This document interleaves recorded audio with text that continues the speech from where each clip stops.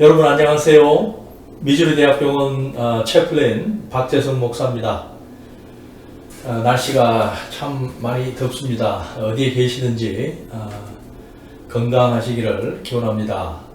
오늘부터 한 10번, 10회 정도에 걸쳐서 맥락하고 조금 동떨어지게 성경 말씀을 이렇게 이해하시는 그런 부분들 조금 이렇게 바로잡는 그런 시간을 한번 좀 가져봤으면 좋겠다, 그런 생각이 들었습니다. 그래서 오늘은 첫 번째 시간으로 고린도 전서 10장 13절을 제가 이제 듣겠습니다. 아무래도 이제 병원에서도 체험하는 일들이 좀 많다 보니까 제가 오늘 첫 번째 순서로 고린도 전서 10장 13절 제가 선택을 했습니다. 여러분이 감당할 수 있는 능력 이상으로 시련을 겪을 것을 하나님은 허락하지 않으십니다. 아멘. 아멘.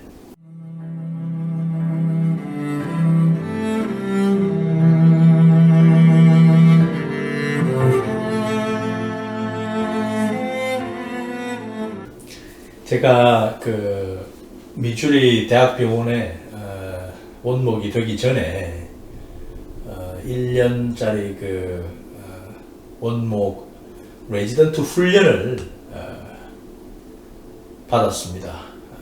오하이오 주립대학병원에서 제가 채플린 레지던트 이제 1년 수련 과정 중이었는데, 그때 참 만났던 한 그 한인 환우군, 한국에서 이제 오셔가지고 미국에서 정착하신 한 분이 그 암이 이제 재발하셔가지고 암병동에 들어오셨고, 제가 이제 그쪽 병동 담당이라 가지고 우연하게 만나서 이제 방문을 하고 교제를 한 1년 정도 했습니다.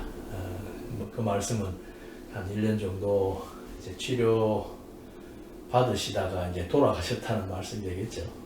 어쨌든 근데 이제 그분 방문하면서 제가 들은 이야기 중에 참 마음이 아팠던 것이, 그리고 내가 목회를 하면서 특별히 이 병원을 중심으로 하는 목회를 하면서 내가 앞으로 꼭 해야 될 일 중에 하나가 아니겠는가 하는 쪽에서 제가 배운 부분이 바로 기존에 그 예수님을 믿고 특별히 너무나 신실하게 이제 교회 생활 하시다가 덜컥 그렇게 암에 이제 걸리시거나 아니면 다른 어떤 질병이나 이런 어려운 일을 당하셨을 때 참 그 교회로부터 많은 이제 위로를 받고 또 힘을 받고 기도에 그런 어떤 그 중보 기도에 어떤 도움을 받기도 하지만은 그 가운데서 참 상처를 받는 일도 많구나 하는 것을 이제 배웠습니다. 그 중에 특별히 이제 말씀을 통해서 이제 위로를 주려고 하는데, 정작 그 말씀을 들으시는 분은 그걸 위로로 받아들이지 못하는 상황이 있구나 하는 것을 이제 배웠습니다. 그래서 우리가 정말 말씀, 특별히 하나님의 말씀, 성경의 말씀을 우리가 소중하게 생각하고 존중하기 때문에 그 말씀이 참 위로가 될 때가 많습니다. 그죠? 그런데 이게 참 항상 그 위로가 되지는 않구나라는 이제 그런 걸 이제 느낀 그런 사례입니다.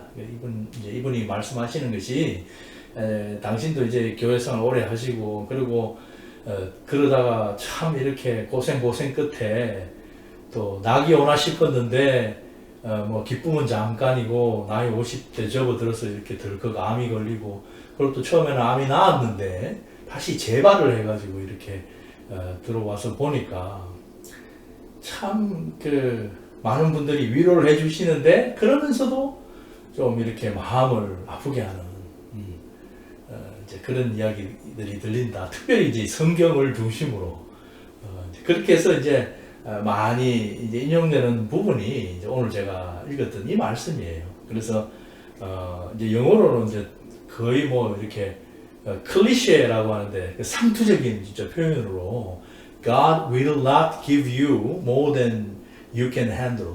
이런 이제 거의 뭐 이렇게 정형화된 성경 말씀처럼 정확하게 성경 말씀은 아닙니다만은 어쨌든 이 고린도 10장 13절을 이제 기반으로 나와 있는 하나의 정형화된 위로의 말씀이에요. 교회에서 하나님은 당신이 다룰 수 없는 그런 시험은 주지 않으신다. 그러니까 힘을 내시고 결국은 반드시 이겨낼 거니까 힘을 내시라 하는 이런 이제 위로의 말씀이죠. 얼마나 좋습니까? 아멘으로 화답하면 참 좋은데 제가 또 하나 배운 것이 특별히 이제 암 환자분들, 암에 걸리신 분들, 고통 속에 있는 분들은 이 말씀이 그렇게 자기한테 상처가 된다는 거예요. 왜냐고 이제 들어보니까 자기도 알겠다고 하나님께서 나를 사랑하시고 그리고 뭔가 나에게 가르쳐 주시려고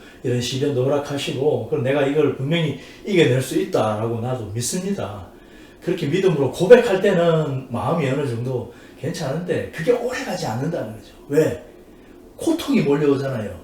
진통제라도 견딜 수 없는 그런 고통의 시간들이 계속 파도처럼 몰려오기 때문이죠. 그래서 처음에는 이 말씀 믿고 또 붙들고 이렇게 가다가 또 쓰러지고 지치고 이제 그렇게 하는데 이제 그보다 더 심한 것은 이제 그러면 이게 말씀은 이렇게 되어 있으니까 그걸 믿고 그런데 이제 어떤 순간이 오냐면은 왜 이게 나한테 안 이루어질까? 그렇게 되면은 결국에는 죄책감 속에 빠지는 거예요. 나는 정말 안 되나 보다. 내 인생은. 그분 같은 경우는 이제 좀 미국에 오셔서도 참 어렵게 지내셨고 또 결혼 생활도 어려우셨고 그렇게 해서 정말 그 모든 어려움들을 딛고 일어서서 이제 겨우 좀 괜찮아질 만한 그 즈음에 그런 상황을 닥치셔서 정말 참 주변에서도 와 어떻게 저렇게 저럴 수가 있을까 하면서 가슴 아파하시는 분들이 참 많았거든요. 저도 이제 그 이야기를 들으면서 결국에는 이게 말씀대로 안 되니까 당신을 탓하기 시작하는 거예요. 아, 내가 죄가 많아가지고 그리고 내가 정말 이제 저주를 받았어. 하나님이 이제 나를 버리셨구나. 이렇게 이제 흘러가는 거죠. 너무나 가슴이 아팠습니다. 그래서 사실 이 고린도 전서의 이 말씀은 무슨 여러분들 병 걸린 분들한테 그게 일종의 시험일 수 있으니까 하나님 다 시험일 때는 벗어날 수 있는 길을 주십니다 하는 그런 차원에서 지금 암이나 아니면 다른 어떤 특별한 질병으로 고통 겪고 있는 분들한테는 이 말씀을 사용하시지 않으면 좋겠어요. 왜냐하면 사실 이 말씀의 문맥은 뭐냐면 바울 사도가 고린도 그 당시에 정말 어마어마한 환락의 도시고 상업의 도시고 풍요의 도시고 뭐 기록에 따르면은 25만 명 정도 되는 인구들이 거의 두세 명의 그런 종들을 부리고 사는 그런 아주 너무나 부유하고 그게 비해서 얼마나 많은 또 그런 음행과 또 그런 환락 이런 것들이 넘쳐나는 그런 도시였으니까요. 거기에 세워진 교회에 이제 바울 사도가 거기에서 벌어지고 있는 음행과 그리고 또 특별히 우상 섬김에 관한 신전과 신전에서 나오는 음식과 신전 창기들과의 음행 이런 문제들에 대해서 바울 사도가 이제 강력하게 구약의 모세 때 광야로 나와서 결국 모세를 믿지 못하고 하나님을 제대로 믿지 못하고 모세의 말을 거역하고 그렇게 우상 숭배하며 음행했던 너희들 선조들이 어떻게 됐느냐 이스라엘 사람들이 결국 다 죽었잖아요. 이제 그걸 이야기하면서 하나님 정말 신실하시다. 하나님 정말 신실하시고 그리고 하나님께서는 감당할 수 있는 그 능력 이상의 시련을 겪을 것을 원치 않으신다. 그리고 너희들에게 재앙으로부터 벗어날 수 있는 길을, 항상 그 구원의 길을 너희들한테 열어놓고 계신다.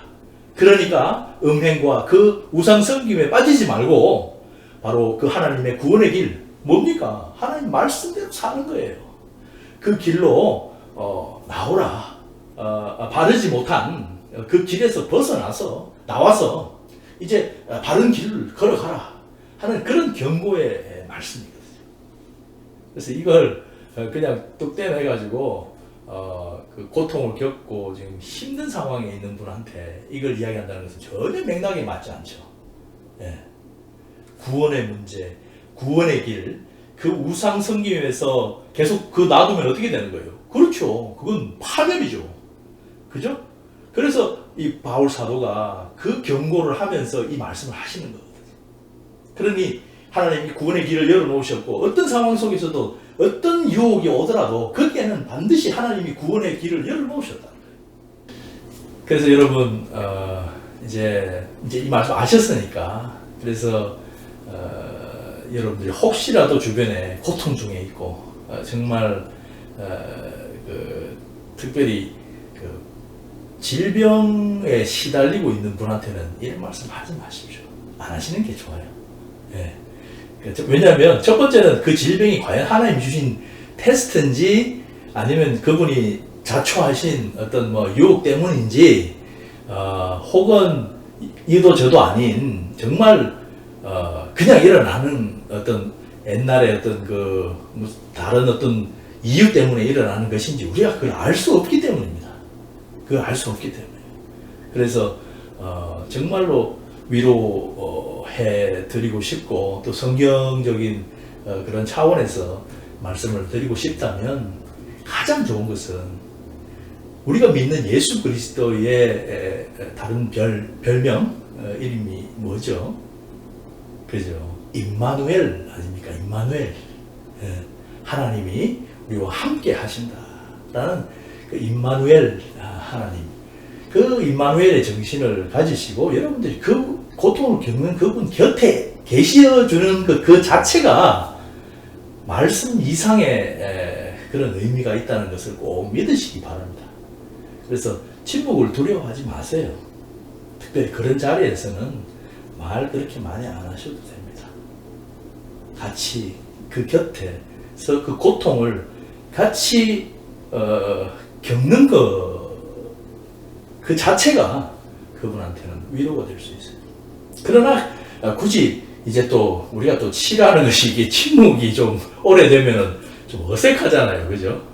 그러니까 이제 말씀을 드릴 것 같으면은 정말 어떻게 위로해야 될지 모르겠다. 솔직하게. 그러나 내가 이렇게 옆에 있으니까 언제든지 그리고 필요한 것들, 그분 친한 친구들이라면 필요한 거 말 안 해도 아시잖아요. 그리고 만약에 교회 성도분이고 별로 친하지는 않다고 하실 때는 반드시 먼저 물어보시는 게 좋습니다. 물어보시는 게 좋아요. 그래서 항상 도울 준비가 되어 있으니까 언제든지 말씀하시고 또 이렇게 제가 항상 옆에 있습니다 라는 것을 보여주시고, 그리고 곁에서 항상 따뜻한 눈과 그리고 따뜻한 마음으로 이렇게 곁을 지키고 있다는 것을 보여주시는 것이 가장 훌륭한 위로이다. 항상 그런 너무 상투적인 말씀으로 위로하려고 그렇게 애쓰지는 않으면 좋겠어요. 다음 시간에 또 뵙겠습니다. 감사합니다.